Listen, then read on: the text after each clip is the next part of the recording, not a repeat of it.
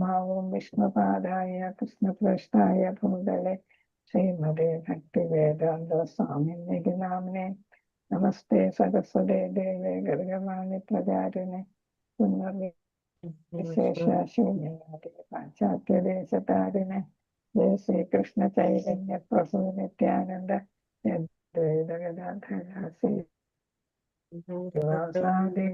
ഭക്തവൃന്ദ ഹരേ കൃഷ്ണ കൃഷ്ണ കൃഷ്ണ ഹരേ ഹരേ രാമ ഹരേ രാമ രാമ രാമ ഹരേ ഹരേ ഹരേ കൃഷ്ണ കൃഷ്ണ കൃഷ്ണ ഹരേ ഹരേ ഹരേ രാമ രാമ രാമ ഹരേ ഹരേ ഹരേ മാതാജി ഉണ്ട്, hand raise ചെയ്യും. ശിശുരാധാവുണ്ട് respawn മംഗലാപുരത്തിന്റെ short Bhagavatam class Krishna.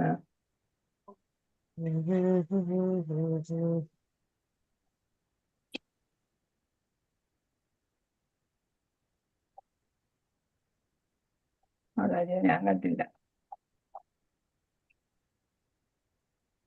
ശരി. ഹരേ കൃഷ്ണ മാതാജി, പ്രണാമം. ഹരേ കൃഷ്ണ.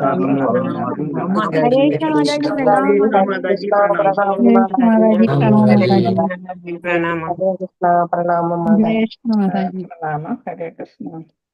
എല്ലാവർക്കും പ്രണാമം. ഹരേ കൃഷ്ണ. ഇച്ചിരി തിരക്കായിപ്പോയി. ഹരേ കൃഷ്ണ.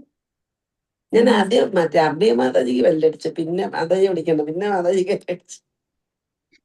വസന്ത മാതാജി ഇറങ്ങി, അവിടെ മാതാജി കയറി. ഞാൻ പിന്നെ നോക്കാൻ വന്നതാ, തിരിച്ച് മാതാജി കേറിയോ.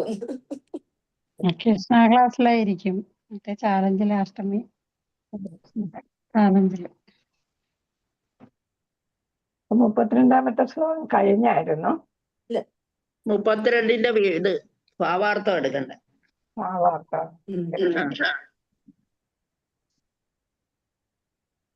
നമ്മളിവിടെ പഠിച്ചു വരുന്നത് ഗുരുദേവ ഗോസ്വാമി രണ്ട് പാതകളെ കുറിച്ചാണ് പറയുന്നത്. ഭഗവാനെ പ്രാപിക്കാനുള്ള വിവിധ പാതകളെ കുറിച്ചാണ് ഇവിടെ പറഞ്ഞുകൊണ്ടിരിക്കുന്നത്. നമ്മൾ പഠിച്ചായിരുന്ന ഒന്നെന്താണ്, ഏതിലൂടെയാണ്? ധാരണ ആശ്രയയിലൂടെ വിരാട് പുരുഷനെ ആരാധിച്ച്. രണ്ടാമത്തത് ഏതാണ്? ധാരണ ആശ്രയയിലൂടെ പരമാത്മാവിനെ ആരാധിച്ച്. അപ്പൊ അങ്ങനെ രണ്ട് പാതകളെ കുറിച്ച് ഇവിടെ പറയുന്നുണ്ട്. അപ്പൊ പരമാത്മാവിനെ ആരാധിച്ച് പിന്നെ ആശ്രയം കൊണ്ടിട്ട് ഏതാ നമ്മൾ ധാരണ ആശ്രയാണ് എടുക്കണം അല്ലെ. അപ്പൊ മനസ്സിൽ ആദ്യം വിരാട് രൂപത്തിനെ ആണെങ്കിൽ അവരാരാണ്? ഭൗതികതയുമായിട്ട് ചേർന്ന് നിൽക്കുന്നവരാണ്. അറ്റാച്ച്ഡ് യോഗി എന്ന് നമ്മൾ പറയല്ലേ. അതായത് ഭൗതികതയിൽ നിൽക്കുന്ന യോഗികളാണ് അവർ, അറ്റാച്ച്ഡ് യോഗി. അപ്പൊ അവർക്ക് വൈരാഗ്യം വന്നിട്ടില്ല, ഭൗതികതയോട് വൈരാഗ്യം വന്നിട്ടില്ല. അതേസമയം ശരിക്കും വൈരാഗ്യം വന്ന ആസക്തി ഇല്ല, ഭൗതികതയുടെ ആസക്തി ഇല്ലാത്തവര് അവര് പരമാത്മാവിന് യോഗികളാണ്. അതുകൊണ്ട് തന്നെ അവര് പരമാത്മാവിലാണ് ആശ്രയമെടുക്കുന്നത്.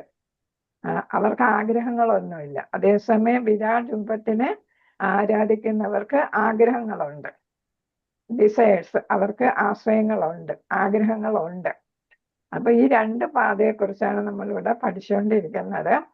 അപ്പൊ 32ാമത്തെ ശ്ലോകം വരെ, പിന്നെ 15 മുതൽ 32ാമത്തെ ശ്ലോകം വരെയാണ് ഈ രണ്ട് കൂട്ടരെ കുറിച്ച് പറയുന്നത്. ഒന്ന് നേരിട്ട് പരമാത്മാ മെഡിറ്റേഷനിലൂടെ ഭഗവാനെ പ്രാപിക്കുന്നത്. രണ്ടാമത്തത് വിരാട് രൂപ പിന്നെ ഏതാണ് ആശ്രയയിലൂടെ ക്രമേണ അവര് അങ്ങനെയാണെങ്കിൽ ക്രമേണ അവർക്ക് എന്ത് കിട്ടും? ലിബറേഷൻ കിട്ടും, മോചനം കിട്ടും. അതിനെ മോചനം കിട്ടും. അതിനെ പറയുന്നത് ഗ്രാജുവൽ ലിബറേഷൻ എന്ന് പറയും, പടിപടിയായിട്ട്. അതിനെ വേറൊരു പേരും പറയും ക്രമമുക്തി എന്നും പറയും. ക്രമത്തില് ഓരോ പടിയായിട്ട് കയറി പോകുന്നതിനെയാണ് ക്രമമുക്തി എന്ന് പറയുന്നത്. അപ്പൊ അവര് വിരാട് രൂപത്തിനെയാണ് ആരാധിക്കുന്നത്. പക്ഷെ അവർക്കും അവസാനം എന്ത് കിട്ടാം? അവർക്കും മോചനം കിട്ടാം. അപ്പൊ അത് മുക്തിയായിട്ടാണ്, പടിപടിയായിട്ടേ കിട്ടും. മറ്റേതാണെങ്കിലോ പരമാത്മാ ആണെങ്കിൽ കുറച്ചും കൂടെ നേരിട്ട് കിട്ടുന്നതാണ് അല്ലെ. പരമാത്മാ ഭഗവാന്റെ അടുത്ത ഘട്ടമാണ് അല്ലെ. ബ്രഹ്മൻ, പരമാത്മാ, ഭഗവാൻ അല്ലെ, അങ്ങനെയാണ് വരുന്നത്. അപ്പൊ എന്നിട്ട് അവസാനം ശിവദേവ ഗോസ്വാമി പറയുന്നുണ്ട്, ഇത് രണ്ടുമല്ല യഥാർത്ഥത്തിൽ വേണ്ടത്. വിരാട് പുരുഷനെ ആരാധിച്ചുള്ള ധാരണ ആശ്രയ രീതിയും അതേപോലെ തന്നെ അത് ക്രമമുക്തിയാണ്. മറ്റേതാണ് ധാരണാശ്രയ പരമാത്മാവിലാണ്.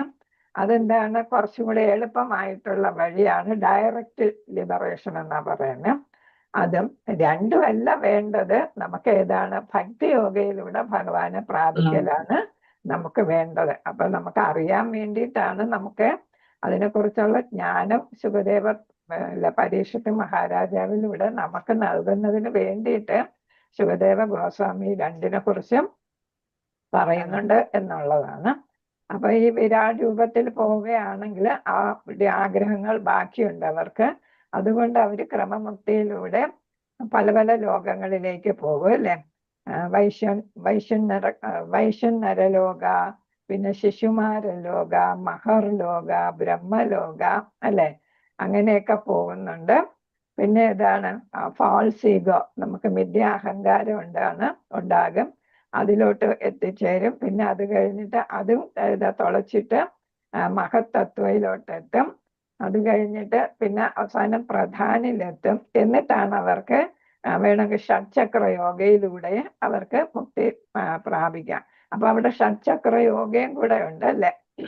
6 ചക്രങ്ങളും കൂടെ കടന്ന് അവരാദ്യം എന്താണ്, മൂലാധാരത്തിൽ തുടങ്ങി 5 അജിന അല്ലെ, കണ്ണിൻ്റെ പുരികത്തിന്റെ ഇടയ്ക്കുള്ളതിന് പറയുന്ന അജിന ചക്രത്തിൽ എത്തണം. അത് കഴിഞ്ഞിട്ടാണ് സഹസ്രാരം വഴി അവർക്ക് കിട്ടുന്നത്, മുക്തി കിട്ടുന്നത്. അപ്പൊ അത് കുറച്ചുകൂടി പാടായിട്ടുള്ളതാണ് അല്ലെ. അപ്പൊ പല ലോകങ്ങളിലേക്ക് അവർ എത്തിച്ചേരുന്നു എന്ന് പറയുന്നു. അപ്പൊ അതിനിടയ്ക്ക് അവരുടെ ഏതാണ്, ആകാശം, ഭൂമി, 5 പഞ്ചഭൂതങ്ങളുണ്ടല്ലോ അല്ലെ. അതിലൊക്കെ വ്യത്യാസങ്ങൾ വരുന്നു. അതൊക്കെ അതൊക്കെ മാറ്റപ്പെടുന്നു, വ്യത്യാസം വരുന്നു. എന്നിട്ട് സൂക്ഷ്മ ശരീരമാണ് നമ്മൾ പറയുന്ന ഏതാണ്, വലിയ അഹങ്കാരം. പിന്നെ അത് കഴിഞ്ഞിട്ട് അതും പിന്നെ കഴിഞ്ഞ് നമ്മൾ നേരത്തെ പഠിച്ചു മഹത്തത്വവും പിന്നെ പ്രധാൻ അല്ലെ. അപ്പൊ ഇവയിലൂടെ കടന്ന് ഷഡ്ചക്രയോഗ വഴി അവർക്ക് എവിടെ എത്താനായിട്ട് സാധിക്കും, ക്രമമുക്തിയിലൂടെ ക്രമേണ അല്ലെ, അതിന്റെ ഓർഡർ അനുസരിച്ച് ഓരോ പിന്നെ തലങ്ങൾ കഴിഞ്ഞ് കടന്ന് അവർക്ക് മോചനം കിട്ടും. അവര് പക്ഷെ അവിടെ ബ്രഹ്മനിലായിരിക്കും എത്തിച്ചേരുക. അതേസമയം ധാരണാശ്രയ പരമാത്മാവിലെടുക്കുകയാണെങ്കിൽ അവർക്ക് എന്താ, ആഗ്രഹങ്ങളൊന്നും ഇല്ലാത്തവരാണ് ആ പാത പിന്തുടരുന്നത്.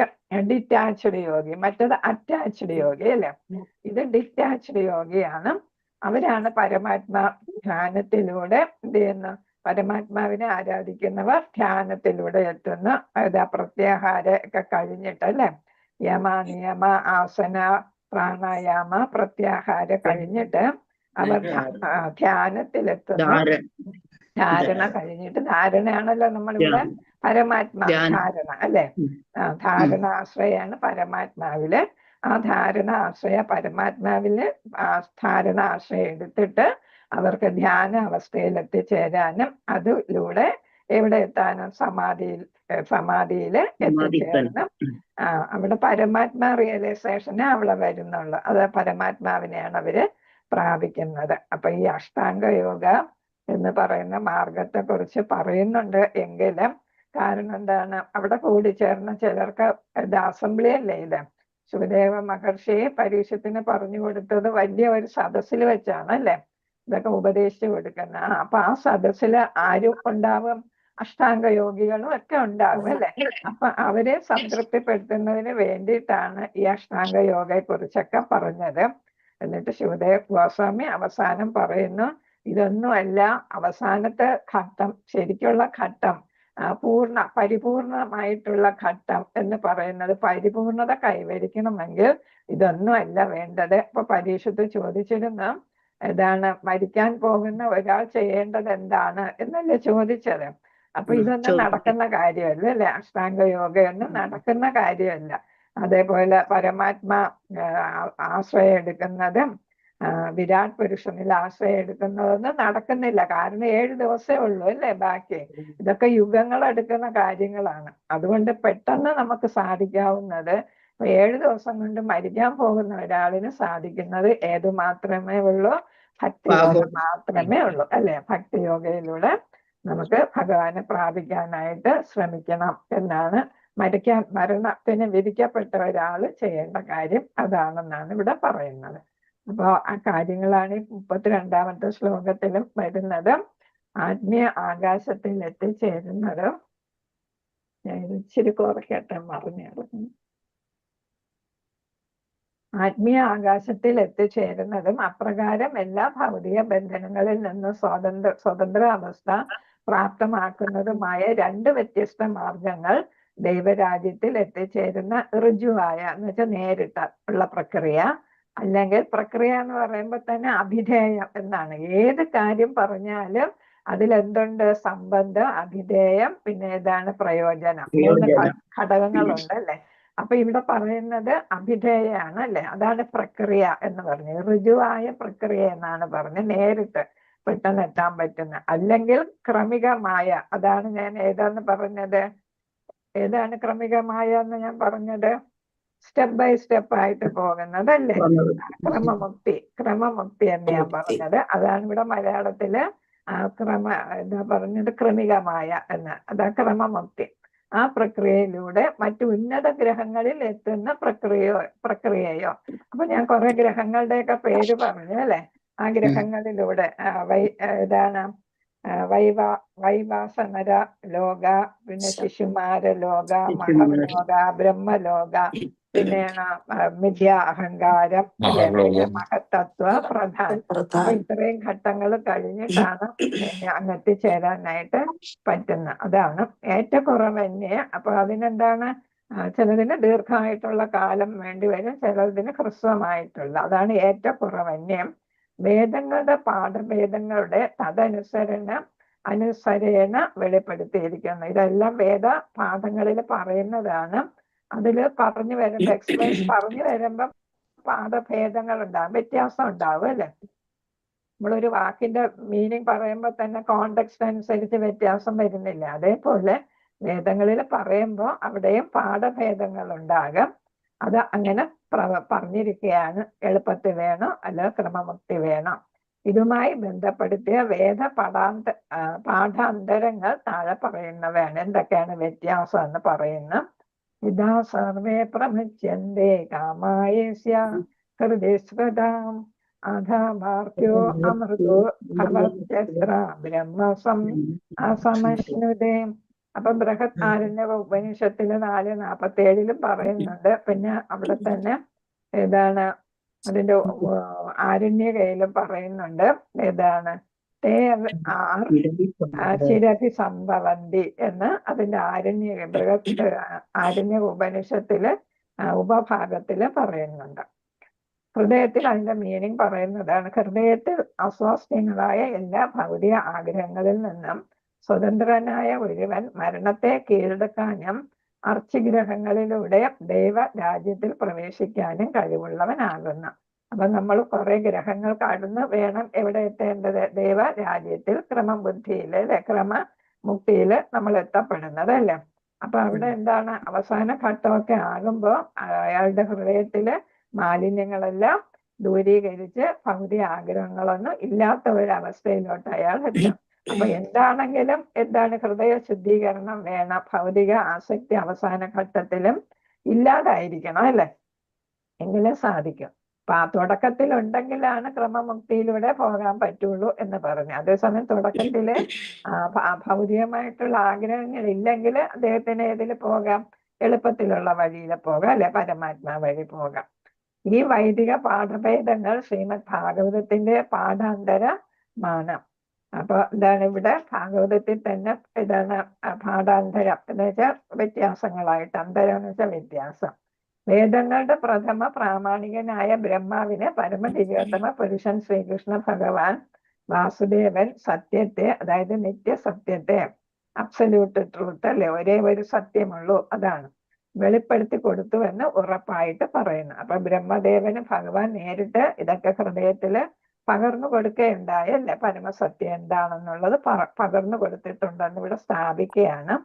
ശ്രീശുഖദേവ ഗോസ്വാമി ഒടുവിൽ പറഞ്ഞതിനെ അധികതരമായി സ്ഥിരീകരിക്കുന്നു. ഏതാണ്? ഭഗവാൻ ബ്രഹ്മദേവന് പറഞ്ഞു കൊടുത്തു എന്നുള്ളതിന് സുഖദേവ ഗോസ്വാമി സമർത്ഥിക്കുകയാണ് ഇവിടെ നിന്ന്. വേദങ്ങളെ ശ്രീകൃഷ്ണ ഭഗവാൻ ബ്രഹ്മാവിനും, ബ്രഹ്മാവ് നാരദനും, നാരദൻ വ്യാസനും, പിന്നെ വ്യാസൻ ശ്രീശുഖ ഗോസ്വാമിക്കും അരുളി ചെയ്തു എന്ന് ഗുരുശിഷ്യ പരമ്പര അവകാശപ്പെടുന്നു. അപ്പൊ നമ്മളിത് പഠിച്ചിട്ടുണ്ട്. ഇതെല്ലാം ഗുരുശിഷ്യ പരമ്പരയിലൂടെ കൈമാറി അല്ലെ, വാമൊഴിയായിട്ട് കൈമാറി വന്നതാണ് അല്ലെ. അവസാനമാണ് വ്യാസദേവൻ ഇത് രചനയിലാക്കി മാറ്റിയത്. അതുവരെ ശ്രുതിയിലായിരുന്നു അല്ലെ. പിന്നീടാണ് വ്യാസദേവൻ അത് സ്മൃതിയാക്കി മാറ്റി, എഴുതപ്പെട്ടു അല്ലെ.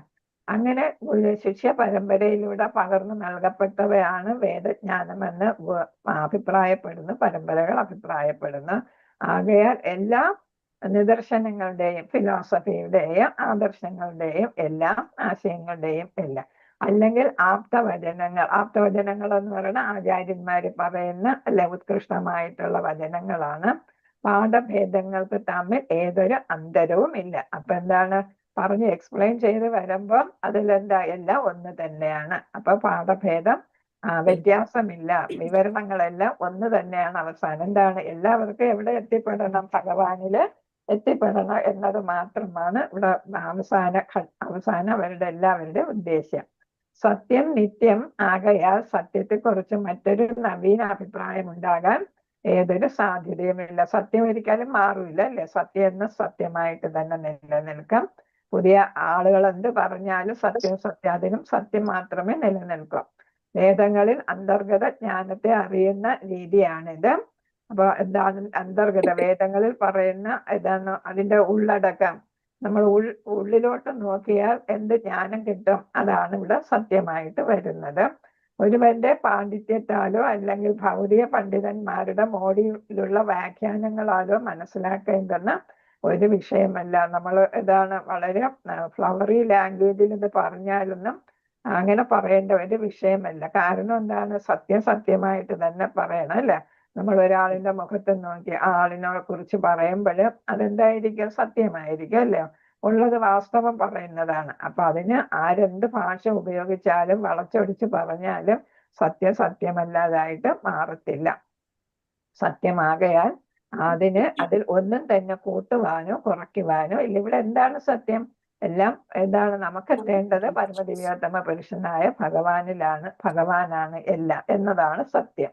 എന്തൊക്കെയായാലും ഒരുവൻ ഏതെങ്കിലും ഒരു പ്രമാണത്തെ അംഗീകരിക്കേണ്ടതാകുന്നു. ഒരു സാധാരണക്കാരനെ സംബന്ധിച്ചിടത്തോളം ചില ശാസ്ത്ര സത്യങ്ങൾക്ക് ആധുനിക ശാസ്ത്രജ്ഞന്മാരും അധികാരികൾ അഥവാ പ്രമാണങ്ങളാണ്.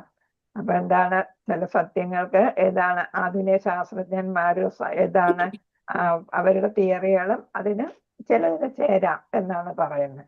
ശാസ്ത്രജ്ഞന്മാരുടെ വീക്ഷണത്തെ ഒരു സാമാന്യ വ്യക്തി അനുകരിക്കുന്നു. ഇത് സാധാരണക്കാരൻ അധികാരിയെ അഥവാ പ്രമാണത്തെ അനുകരിക്കുന്നുവെന്ന് അർത്ഥമാക്കുന്നു. അപ്പൊ എന്താണ്, ഒരു ശാസ്ത്രജ്ഞൻ പറയുന്ന കാര്യങ്ങളെ നമ്മൾ അംഗീകരിക്കുന്നത്. കാരണം എന്താണ്, അത് പ്രൂവ് ചെയ്യപ്പെട്ടതാണ് അല്ലെ. പ്രൂവ് ചെയ്യപ്പെട്ടതിന് റാഷണൽ ആയിട്ടുള്ളതാണ്, യുക്തിപരമായിട്ടുള്ള കാര്യങ്ങളായിരിക്കും പ്രൂവ് ചെയ്യപ്പെട്ടത്. അത് നമ്മൾ എന്തായിട്ട് മാറ്റുന്ന പ്രമാണം എന്ന് വെച്ചാൽ നമുക്ക് വിശ്വസിക്കാവുന്ന ഒരു വസ്തുതയായിട്ട് കണക്കാക്കുന്നു. അതേപോലെയാണ് വേദങ്ങളും. അതിൽ പറയുന്നതെല്ലാം എന്ത് തന്നെയാണ്, സത്യമാണ് എന്നാണ്. വേദജ്ഞാനവും സ്വീകരിക്കേണ്ടത് അവിധമാണ്. കാരണം എന്താ, വേദവും സത്യം മാത്രമേ പറയുന്നുള്ളൂ. ഒരു സയന്റിസ്റ്റ് പ്രൂവ് ചെയ്ത് ഒരു കാര്യം, ഒരു തിയറി പറയുമ്പോൾ നമ്മൾ വിശ്വസിക്കുന്നത് പോലെ തന്നെയാണ് വേദങ്ങളെ പറയുന്നത് നമ്മൾ വിശ്വസിക്കേണ്ടത്. ആകാശത്തിന് ഉപരിയായി എന്താണ്, അല്ലെങ്കിൽ വിശ്വപ്രപഞ്ചത്തിന് അതീതമായി എന്താണ് എന്നതിനെ കുറിച്ചൊന്നും വാദപ്രതിവാദം നടത്താൻ ഒരു സാമാന്യ വ്യക്തിക്ക് കഴിയുകയില്ല. പാഠാന്തരങ്ങളെ ആധികാരികമായ ശിഷ്യ പരമ്പരകളാൽ മനസ്സിലാക്കിയ അതേപടി സാധാരണക്കാരൻ കൈക്കൊള്ളണം. അപ്പൊ ഇവിടെ പറയുന്ന അതെന്താണ്, ഇതെന്താണ്, ശൂന്യ ആകാശത്തിന് മേലെന്താണ്, അല്ലെങ്കിൽ എല്ലാ ബ്രഹ്മാണ്ടങ്ങൾക്കും മേലെ എന്താണ് അല്ലെ. അപ്പൊ അങ്ങനെ കുറെ അനാവശ്യമായിട്ടുള്ള ചോദ്യങ്ങളൊന്നും ചോദിക്കേണ്ട കാര്യമില്ല. വേദങ്ങളിൽ പറയുന്നത് ആധികാരികമായിട്ട് നമ്മൾ മനസ്സിലാക്കി അത് പരമ്പര വഴി പകർന്നു കിട്ടിയതാണ്. അതിനെ നമ്മൾ അങ്ങനെ തന്നെ ഉൾക്കൊള്ളുക എന്നാണ്. ഗീതയെ മനസ്സിലാക്കാനുള്ള ഇതേ രീതി ഭഗവത്ഗീതയെ 4-ാമത്തെ അധ്യായത്തില് പറഞ്ഞിരിക്കുന്നു. അപ്പൊ അതെന്താണ് ശ്ലോകം ആരെങ്കിലും നോക്കിയോ? ഹരേ കൃഷ്ണ. പറഞ്ഞിരിക്കുന്ന ആചാര്യന്മാരുടെ ആധികാരികമായ വീക്ഷണങ്ങളെ ഒരുവൻ അനുകരിക്കാത്ത പക്ഷം അവൻ വേദങ്ങളിൽ പ്രസ്താവിച്ചിരിക്കുന്ന ആ സത്യത്തെ വ്യർത്ഥമായി അന്വേഷിക്കുക. അപ്പൊ നമ്മൾ എന്താണ് ഇതില് ആചാര്യന്മാരുടെ വാക്കുകളെ നമ്മൾ എന്ത് ചെയ്യുക? അതേപടി വിശ്വസിക്കുക. കാരണം എന്താണ്? ബ്രഹ്മാവിൽ നിന്ന് പകർന്നു കിട്ടിയതാണ് അല്ലെ. അപ്പൊ അങ്ങനെ വരുമ്പോ നമ്മൾ എന്ത് ചെയ്യണം? ബ്രഹ്മാവിൽ നിന്ന് ഒരു പരമ്പര വഴി പകർന്നു കിട്ടിയ കാര്യങ്ങൾ നമ്മൾ അതേപോലെ വിശ്വസിക്കുകയാണ് വേണ്ടത് എന്നാണ്. അപ്പൊ ഇവിടെ ബ്രഹ്മാവിൽ നിന്ന് പകർന്നു കിട്ടിയതായിട്ടാണ് 4-ാമത്തെ അധ്യായത്തില് പറയുന്നത്. ഇതാണ് പല പല ജന്മങ്ങളുണ്ട്, നീ അന്നും ഉണ്ടായിരുന്നു. അർജുനനോട് പറയുന്നില്ലേ, ഞാനും അന്നുണ്ടായിരുന്നു അല്ലെ. അപ്പൊ ആത്മാവ് നിലനിൽക്കുന്നു എന്നൊക്കെയുള്ള കാര്യങ്ങളാണ് ഇവിടെ 4-ാമത്തെ അധ്യായത്തിൽ പറയുന്നത്. പിന്നെ ഏതാണ് ഇത്? പരമ്പര വഴി വന്നതാണ്. ഏവം പരമ്പര പ്രാപ്തം ഇമം രാജസയോ വിദുഹോ സകാലേ മഹത യോഗോ നഷ്ട പരന്തപ. അപ്പൊ ഞാൻ ആദ്യം ഏതാണ് ദിവസാന് പറഞ്ഞു കൊടുത്തു, സൂര്യദേവന് പറഞ്ഞു കൊടുത്തു അല്ലെ, മനുവിന് പറഞ്ഞു, വിശ്വാകുവിന് പകർന്നു കൊടുത്തു. അത് ഇപ്പോഴോ അങ്ങനെ എന്ത് ചെയ്തു? നഷ്ടപ്പെട്ടു പോയി. അതിന്റെ ആ കണ്ണി പൊട്ടിപ്പോയി. അതുകൊണ്ടാണ് നിനക്ക് ഞാനിപ്പൊ പറഞ്ഞു തരുന്നതെന്ന് ഭഗവാൻ അർജുനനോട് പറയുന്നു. അപ്പൊ അതാണ് ഇവിടെ പറയുന്ന അതേ രീതി, ആ ഒരു പരമ്പര രീതിയിലാണ് ഭഗവത്ഗീതയില് ഭഗവാൻ പറഞ്ഞിരിക്കുന്നത്, വേദങ്ങൾ പകർന്നു നൽകിയിട്ടുള്ളത്. അതുകൊണ്ട് എന്താണ്, നമ്മൾ സാധാരണക്കാർ കൂടുതലൊന്നും അതിനെക്കുറിച്ച് ചിന്തിക്കുകയോ ആ തത്വങ്ങൾ കണ്ടുപിടിക്കാനായിട്ട് പോവുകയോ ഒന്നും വേണ്ട. നമ്മളത് അതേപടി വിശ്വസിക്കുക. കാരണം എന്താ? ഭഗവാൻ നേരിട്ട് ബ്രഹ്മാവിനും വിവസ്വാനും ഒക്കെ പറഞ്ഞു കൊടുത്ത കാര്യമാണ്. നമ്മൾ ചതുർശ്ലോകി ഭാഗവതത്തിലും ബ്രഹ്മാവിന് പറഞ്ഞു കൊടുത്തതായിട്ട് നമ്മൾ കണ്ടു അല്ലെ. ഹരേ കൃഷ്ണ. ശ്ലോകം 33. ഓം നമോ ഭഗവതേ വാസുദേവായ. നഹിയത അന്യ ശിവപന്ഥ വിശദ സംസ്കൃത വിഹ വാസുദേവേ ഭഗവതി ഭക്തിയോഗോ യദോ ഭവേത്. ആരെങ്കിലും ഒരാൾ വായിച്ചോളൂ.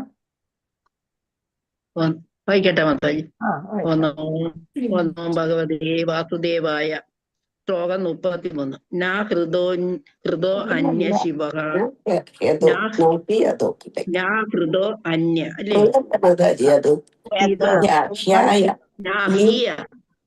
വായിച്ചോ മാതാജി.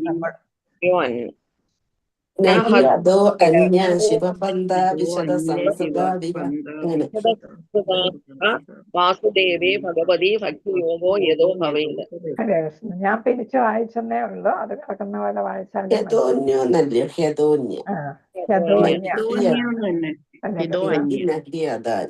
പദാനുപദാർത്ഥ ശ്രീല പ്രഭാതർക്കി ജയ്.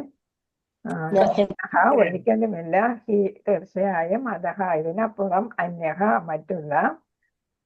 ശിവഹ മംഗളകരമായ. പന്ഥ ഉപായങ്ങൾ. വിശദ അലസ ആഗമനം നടത്തുന്ന. അസംസ്കൃത ഭൗതിക ലോകത്തിൽ ഇഹ ഈ ജീവിതത്തിൽ. വാസുദേവേ ഭഗവാൻ വാസുദേവന് അതായത് കൃഷ്ണന്. ഭഗവതി പരമദിവ്യോത്തമ പുരുഷന്. ഭക്തിയോഗ നേരിട്ടുള്ള സേവനം. യഥഹ ഏതിൽ അതിൽ. ഭവേത് പരിണമിക്കാം. 33-ാമത്തെ ശ്ലോകം മുതൽ 37-ാമത്തെ ശ്ലോകം വരെ ഇവിടെ പറയുന്നത് ഏതാണ്? സാധന ഭക്തിയാണ് എല്ലാ മാർഗങ്ങളിലും വെച്ച് ഭഗവാനെ പ്രാപിക്കാനുള്ള ഇതാണ് സാമാന്യ ജനങ്ങൾക്ക് പറ്റിയ ഒരു മാർഗം എന്നാണ് ഇവിടെ പറയുന്നത്. സാധനാ ഭക്തിയെ കുറിച്ചാണ് നമ്മൾ പഠിച്ചല്ലേ. സാധനാ ഭക്തി, രാഗാനുഗ ഭക്തി, ഇതൊക്കെ നമ്മൾ ഭക്തി രസാമൃത സിന്ധുവിൽ പഠിച്ചതാണ്.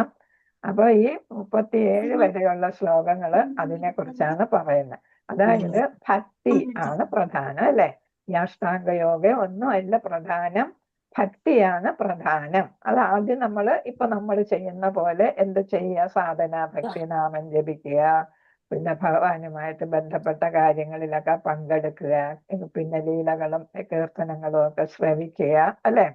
അപ്പൊ അതിലൂടെ നമുക്ക് എന്ത് വരുന്നു? സ്മരണ വരുന്നു. അങ്ങനെയുള്ള കാര്യങ്ങൾ ഭക്തിയുടെ സേവനത്തിന്റെ 9 മാർഗങ്ങളിൽ നമുക്ക് പറ്റുന്ന മാർഗങ്ങൾ.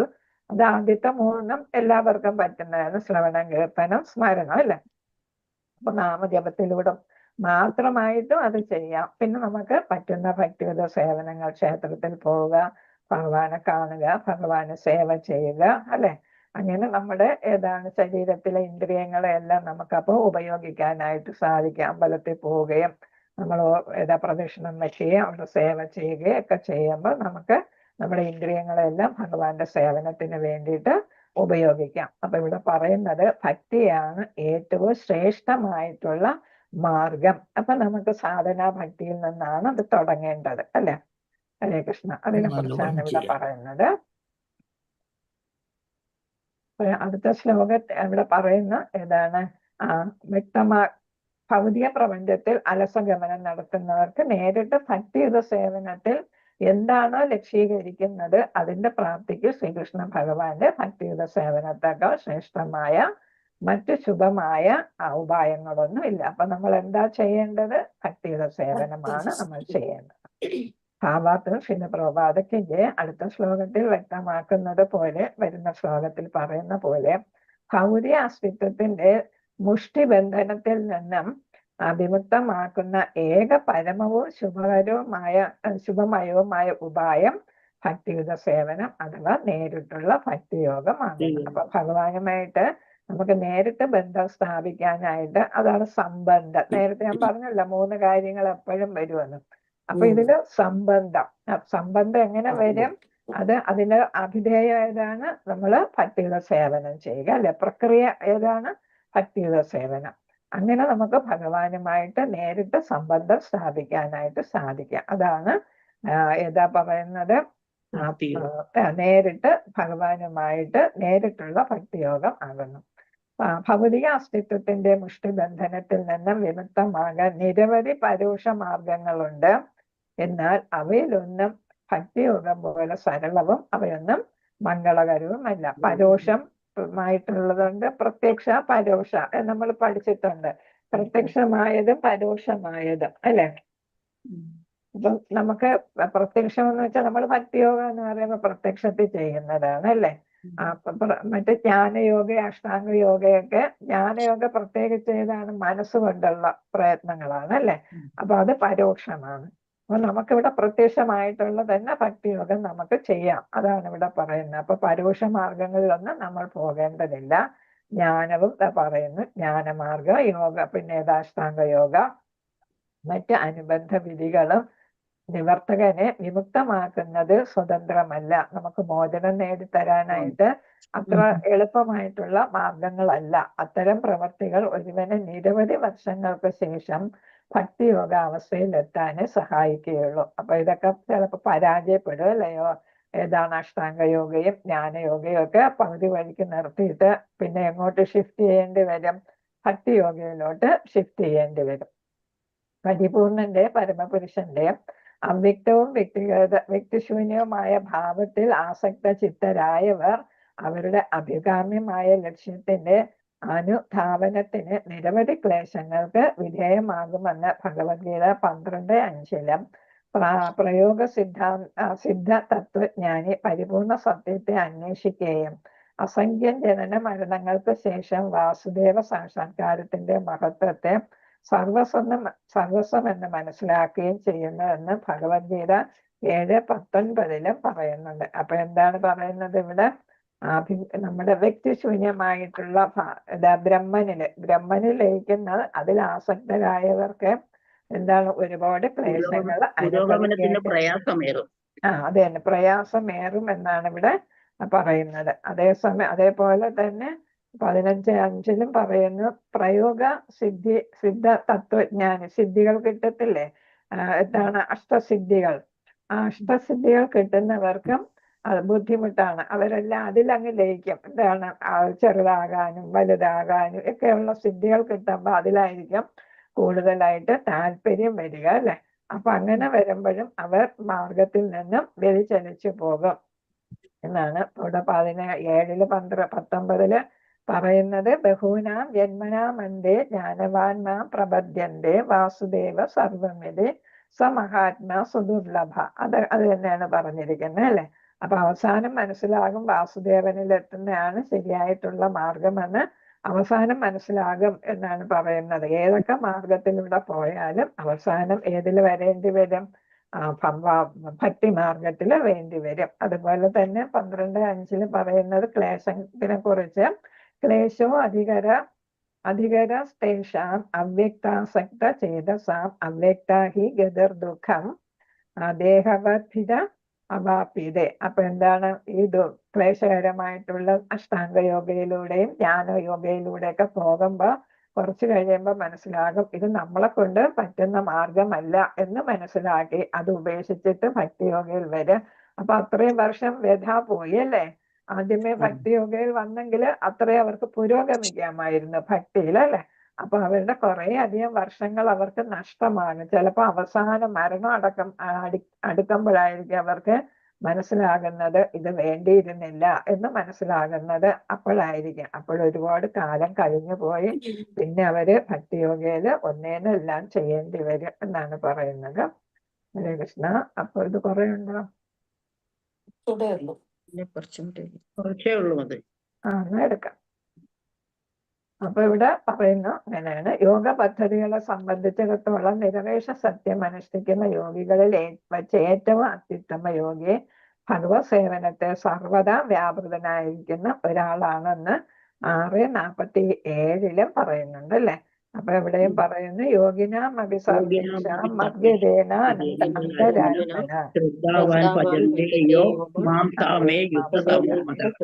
നമ്മൾ പഠിച്ചതാണ് അല്ലെ? അപ്പൊ അവിടെയും പറയുന്നു ഏറ്റവും എളുപ്പമായിട്ടുള്ള മാർഗം ഏതാണ്? എപ്പോഴും ഭഗവാനിൽ തന്നെ മനസ്സ് കേന്ദ്രീകരിച്ചിരിക്കുന്ന ആളിനാണ് എളുപ്പത്തില് ഏതാണ് മോക്ഷം പ്രാപിക്കാനായിട്ട് സാധിക്കുന്നത്. യോഗികളിൽ വെച്ച് അത്യുത്തമ യോഗി അദ്ദേഹമാണ്. മറ്റെല്ലാ പ്രവൃത്തികളെയും അല്ലെങ്കിൽ ആത്മസാക്ഷാത്കാരത്തിനും ഭൗതിക ബന്ധനത്തിൽ നിന്നുള്ള വിമുക്തിക്കുമായുള്ള വ്യത്യസ്ത പ്രവർത്തന പദ്ധതികളെയും പരിത്യജിച്ച് ഭഗവാനിൽ പൂർണ്ണമായിട്ട് ശരണം പ്രാപിക്കണമെന്നാണ് ഭഗവത്ഗീത അവസാന ഉപദേശത്തിൽ. അറിയാമല്ലോ എല്ലാവർക്കും. സർവധർമാൻ പരിത്യജ്യ മാമേകം ശരണം വ്രജ അഹം ത്വാ സർവപാപേഭ്യോ മോക്ഷയിഷ്യാമി മാ ശുചഃ. അപ്പൊ എല്ലാ മാർഗങ്ങളെയും ഉപേക്ഷിച്ച് സർവധർമ്മ പരിത്യജ്യ എന്ന് വെച്ചാൽ എല്ലാം നമ്മളെ ധർമ്മങ്ങളെല്ലാം ഉപേക്ഷിക്കണമെന്നല്ല, ഈ വേണ്ടാത്ത ഏതാണ് പാതകളെല്ലാം ഉപേക്ഷിക്കുക എന്നാണ് പറയുന്നത്. ജ്ഞാനയോഗ, അഷ്ടാംഗയോഗ തുടങ്ങിയ കർമ്മയോഗ തുടങ്ങിയ ആ യോഗകളെല്ലാം ഉപേക്ഷിച്ചിട്ട് ഏതിൽ വരണം? പൂർണ്ണമായിട്ടും എന്നെ ശരണം പ്രാപിച്ചാല് ഞാൻ നിന്നെ എന്ത് ചെയ്യും? സംരക്ഷിച്ചു കൊള്ളും എന്നാണ് ഇവിടെ പറയുന്നത് അല്ലെ? പൂർണ്ണമായിട്ടും ഭഗവാന് ശരണം പ്രാപിക്കുക എന്നാണ്.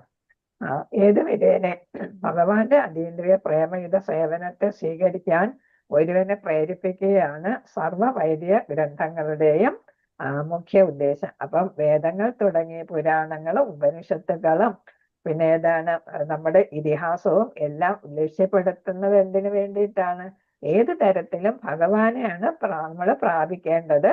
ഭഗവാന്റെ അതീന്ദ്രിയ പ്രേമത്തിന് ഊന്നൽ കൊടുക്കണം എന്നുള്ളതാണ് എല്ലാ ഗ്രന്ഥങ്ങളും പറയുന്നത്. ശ്രീമദ് ഭാഗവത ശ്ലോകത്തിൽ പ്രഥമ സ്കന്ധത്തിൽ മുമ്പ് വിവരിച്ചതുപോലെ നേരിട്ടുള്ള ഭക്തിയോഗം അഥവാ ആത്യന്തികമായ ഭക്തിയോഗത്തിൽ പരമകാഷ്ഠ പ്രാപിക്കുന്നതുമായ മാർഗം കാമ്യകർമ്മത്തിന്റെ ഏതൊരു ഛായയും ഇല്ലാത്ത ധർമ്മത്തിന്റെ അത്യുന്നത രൂപമാകുന്നു. അപ്പൊ നമ്മൾ എന്താണ്? കർമ്മയോഗ. കർമ്മത്തിൽ നമ്മൾ അഷ്ടാംഗ യോഗത്തെ നമ്മൾ പഠിച്ച ആദ്യത്തത് കർമ്മം ആണ് അല്ലെ? കർമ്മമാണ്. അത് കഴിഞ്ഞിട്ടാണ് അത് കാമ്യകർമ്മമാണ് അല്ലെ? അത് കഴിഞ്ഞിട്ട് അത് കർമ്മയോഗയായിട്ട് മാറുന്നു അല്ലെ? അതായത് കാമ്യകർമ്മ ആദ്യം കാമ്യകർമ്മമായിരിക്കും, പിന്നെ അത് കർമ്മ യോഗയായിട്ട് മാറുന്നു, ഭഗവാന് സമർപ്പിച്ച് ചെയ്യുന്നത്. അപ്പൊ ഇവിടെ പറയുന്നത് കാമ്യകർമ്മത്തില് അതിന്റെ ഒരു ഏതാണ് ഛായയും വരാൻ പാടില്ല എന്ന് വെച്ചാല് പൂർണ്ണമായിട്ടും എല്ലാം ഭഗവാൻ സമർപ്പിതനായി നമ്മൾ ചെയ്യുകയാണെങ്കിൽ നമുക്ക് ഭക്തിയോഗയില് പെട്ടെന്ന് തന്നെ എത്താനായിട്ട് സാധിക്കും. അപ്പൊ ഭഗവാന് സമർപ്പിതമായിട്ട് എല്ലാ കർമ്മങ്ങളും ഭഗവാന്റെ സംതൃപ്തിക്ക് വേണ്ടി അല്ലെ? നമ്മളതാ പഠിച്ചത് അല്ലെ? ഇതിലും പഠിച്ചല്ലേ? ഭഗവത്ഗീതയിലും പഠിച്ചത് എന്താണ്? ഭഗവാനെ തൃപ്തിപ്പെടുത്താൻ വേണ്ടിയിട്ട് നമ്മൾ കർമ്മങ്ങൾ ചെയ്യുക. അർജുനനും അത് തന്നെയല്ലേ ചെയ്തത്? യുദ്ധം ചെയ്യാൻ താല്പര്യമില്ലായിരുന്നിട്ടും അവസാനം ഭഗവാന് വേണ്ടിയിട്ട് യുദ്ധം ചെയ്തു അല്ലെ? ഭഗവാന്റെ ഏതാണ് ഒരു ടൂളായിട്ട് മാറി അല്ലെ? അങ്ങനെയാണ് ഭഗവാന് വേണ്ടിയിട്ടാണ് യുദ്ധം ചെയ്തത്. അപ്പൊ എല്ലാം ഫലവും ആർക്ക് സമർപ്പിച്ചു? ഭഗവാന് സമർപ്പിച്ചു, അങ്ങനെ ചെയ്തു. അപ്പൊ അങ്ങനെ വേണം നമ്മൾ ചെയ്യാനായിട്ട്. അപ്പൊ അവിടെ നമ്മൾ ഫലം ഇച്ഛിച്ചുകൊണ്ടുള്ള ഒരു പ്രവർത്തനവും അവിടെ നമ്മൾ ചെയ്യുന്നില്ല. അങ്ങനെ ചെയ്യാതിരുന്നാൽ നമുക്ക് പെട്ടെന്ന് തന്നെ ഭഗവാനെ പ്രാപിക്കാനായിട്ടുള്ള ഭക്തിയോഗയിൽ എത്തിപ്പെടും. ഭക്തിയോഗം അനായാസവും സരളവും സ്വാഭാവികവും ക്ലേശരഹിതവും മാത്രമല്ല, മനുഷ്യന്റെ ആനന്ദത്തിന്റെ ഏക സ്രോതസ്സുമാണെന്ന് ശ്രീധര സ്വാമിയെയും ജീവഗോസ്വാമിയും പോലുള്ള മറ്റെല്ലാ ആചാര്യന്മാരും സമർത്ഥിക്കുന്നു. അപ്പൊ ഇവിടെ നമ്മുടെ ശ്രീല പ്രഭുപാദർ തന്നെ ഒരു പ്രധാന ഗ്രന്ഥമായിട്ട് എടുത്തിരിക്കുന്നത് ശ്രീധര സ്വാമിയുടെ ഗ്രന്ഥങ്ങളാണ്. ഈ വിവർത്തനമൊക്കെ തയ്യാറാക്കുന്നതിന് ഒരു പ്രധാന ഗ്രന്ഥം ശ്രീധര സ്വാമിയുടെയും അതേപോലെ ജീവ ഗോസ്വാമിയുടെയും എല്ലാവരുടെയും ഗ്രന്ഥങ്ങളാണ്. നമ്മൾ ആദ്യം പഠിച്ചിട്ടുണ്ട്, ഭഗവത്ഗീതയിലാണോ ഭാഗവത്തിലാണോ നമ്മൾ ആശ്രയിച്ചിട്ടുള്ള ഗ്രന്ഥങ്ങളുടെ പേരുകളൊക്കെ പഠിച്ചിട്ടുണ്ട്. ഭഗവത്ഗീതയിലാണെന്ന് തോന്നുന്നു. അപ്പൊ അവരും പറയുന്ന എന്താണ്, നമ്മൾ ഭക്തിയോഗ നമുക്കറിയാം, നമ്മളിപ്പോ നാമം ജപിക്കുന്നു, അല്ലെങ്കിൽ കീർത്തനം ചെയ്യുന്നു, അല്ലെങ്കിൽ ഭഗവാന് വേണ്ടിയിട്ട് എന്തെങ്കിലും സേവനം ചെയ്യുന്നു. ഇപ്പൊ കുറച്ചു പേര് തന്നെ എവിടെ പോയിരുന്നു, നമ്മുടെ ഇസ്കോണിൽ പോയിരുന്നു അല്ലെ. അപ്പൊ അവര് കുറെ സേവയൊക്കെ ചെയ്തു. അപ്പൊ അവർക്ക് എന്താ കിട്ടിയത്? അവിടെ സന്തോഷമാണ് അല്ലെ. അപ്പൊ എല്ലാം സന്തോഷത്തോടെ ചെയ്യാൻ പറ്റും. അതേസമയം ജ്ഞാനമാർഗമാണെങ്കിലോ ഗ്രന്ഥങ്ങളൊക്കെ അവര് അപഗ്രഥിച്ച് പഠിച്ച് വേദത്തിൽ എന്ത് പറയുന്നു, ഉപനിഷത്തിൽ എന്ത് പറയുന്നു, ഇങ്ങനെയൊക്കെ അങ്ങോട്ടും ഇങ്ങോട്ടും റെഫറൻസ് നടത്തി പിന്നെ അതിന്റെ സ്വന്തമായിട്ടുള്ള വ്യാഖ്യാനം കൊടുത്ത് അതൊക്കെ എന്താണ് ക്ലേശപൂർണമായിട്ടുള്ള ഒരു പാതയാണ്. പിന്നെ അഷ്ടാംഗയോഗയാണെങ്കിൽ അതിനേക്കാളും അപ്പുറം അല്ലേ. അപ്പൊ എല്ലാ ആചാര്യന്മാരും പറയുന്നത് ഏതാണ് എളുപ്പമായിട്ടുള്ളത്? ഭക്തിയോഗയാണ് എളുപ്പം, അനായാസമാണ്. പിന്നെ ഏതാണ്? സരളമാണ്.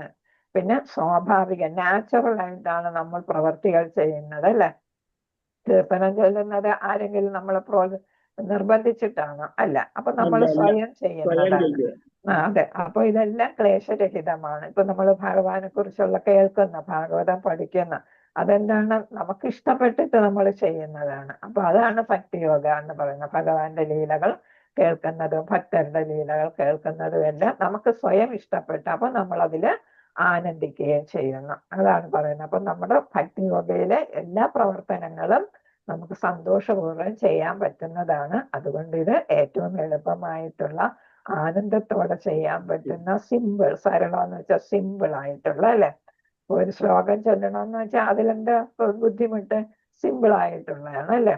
അപ്പൊ ആയാസരഹിതമായിട്ടുള്ളതാണ്. അതുകൊണ്ട് ഭക്തിയോഗയാണ് ഏറ്റവും ഉത്തമമായിട്ടുള്ള പാത എന്നാണ് ഇവിടെ പറയുന്നത്. ഹരേ കൃഷ്ണ. വാഞ്ചകൽപതരൂപസ്യ കൃപാ സിന്ധുഭ്യേവ ച പതിതാന പാവനേഭ്യോ വൈഷ്ണവേഭ്യോ നമോ നമഃ.